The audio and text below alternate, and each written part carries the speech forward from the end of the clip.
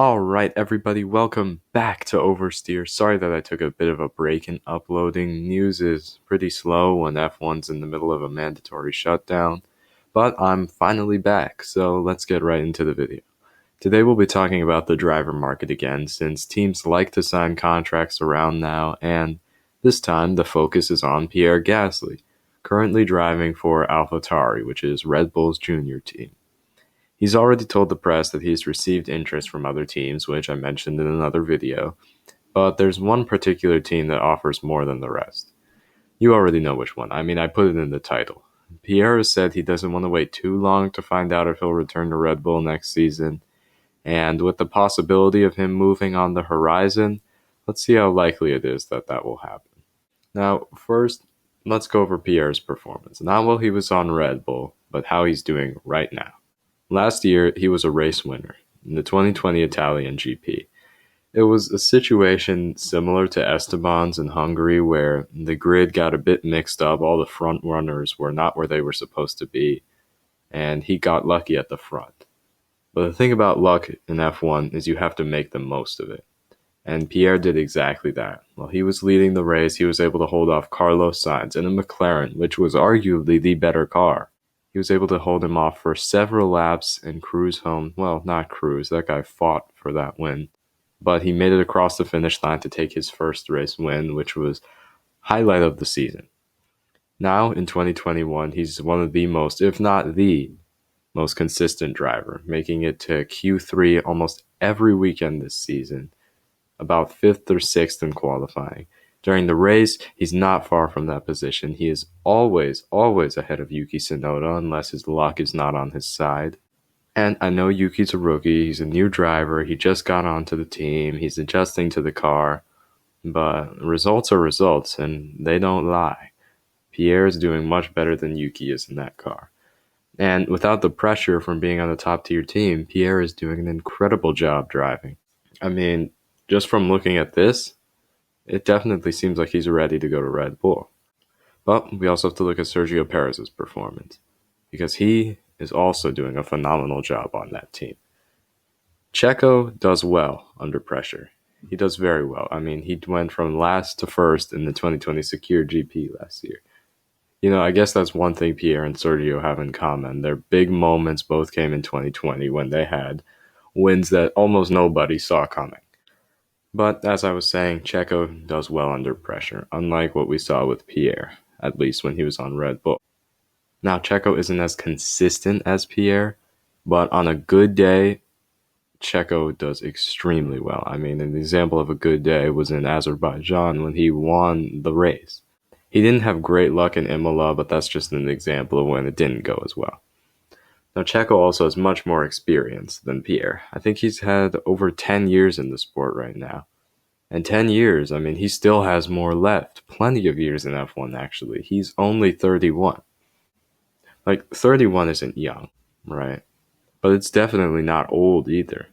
Alonso's 40, and he put on some of the best driving defense I have ever seen in the sport. When he held off Lewis, people thought Lewis is going to get him in a lap or two, and he held him off for about 7, I think. I'm not sure. I'll have to fact check that. You can do it for me.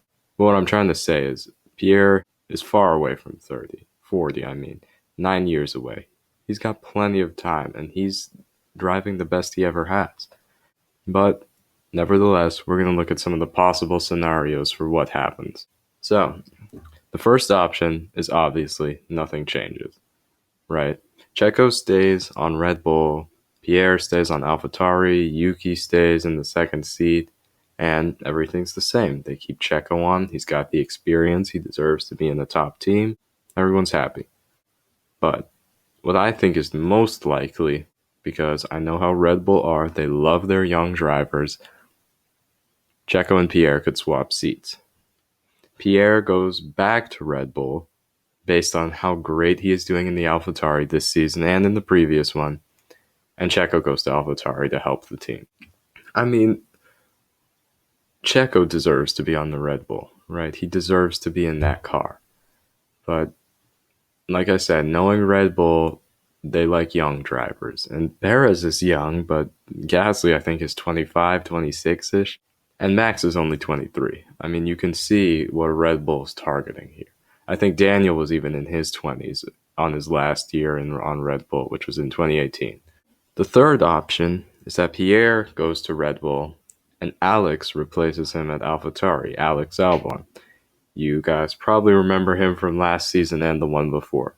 After Pierre was dropped from Red Bull, Alex took his place and did a good job in 2019, but then in 2020 he started to have some trouble matching Max Verstappen's pace. I mean, who doesn't have trouble matching Max Verstappen's pace? Even Lewis is struggling with that, but he wasn't just struggling to match it, he was struggling to bring the car close to Max.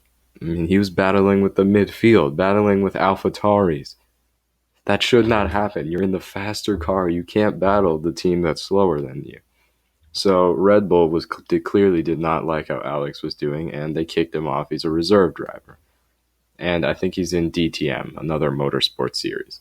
Obviously, if Alex joins AlphaTauri and Pierre goes to Red Bull, that's going to leave Checo without a seat, and he really deserves to have a seat, like I said. But again, we're just going over possibilities.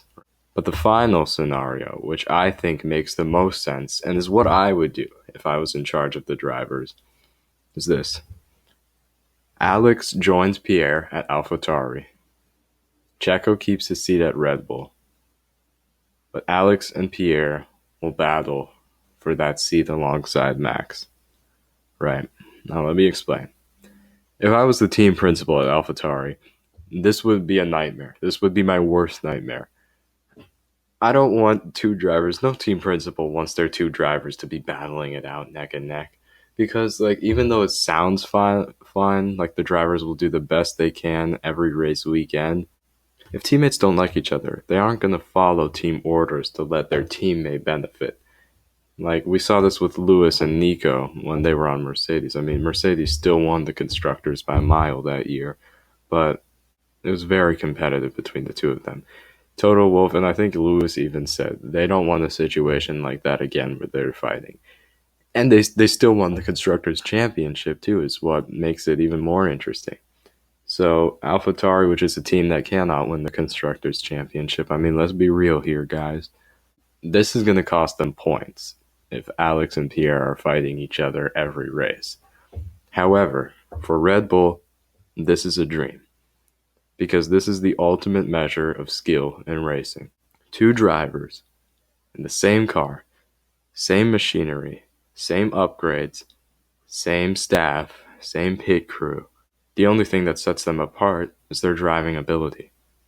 It's like F2. The fastest drivers in F2 win the championship. I mean, Mick won the championship in F2 last year, and now he's in F1. So if Pierre and Alex are on AlphaTauri, they'll both be equal, and we can see who is really the faster driver. But it's not just going to be their driving skill that will be tested. This will test their mental strength. They have to know which one of these drivers is not just the fastest, but who can handle the pressure. I mean, imagine joining the team, right? Like, you're a Red Bull driver. Well, you're in the Red Bull program. You're going to join AlphaTauri. And they tell you, all right, if you beat your teammate this year, you'll go to Red Bull the year after. But if you don't, you're going to be on this team for a while. And if we meet somebody better, you won't have a seat with us. That's got to be some of the most pressure you can have, aside from fighting for a championship or a race win. And that's going to weigh on them for the entire season. And based on who can handle it the best, who can come out on top, that's how Red Bull will finally know who is more not deserving, who is really ready for that second seat. We'll have to wait until Red Bull and AlphaTauri make their decision, but until then, thank you guys so much for watching. If you enjoyed, hit the like button, consider subscribing, and turn on notifications so that you never miss an upload. I'll see you all in the next video. Have a good one.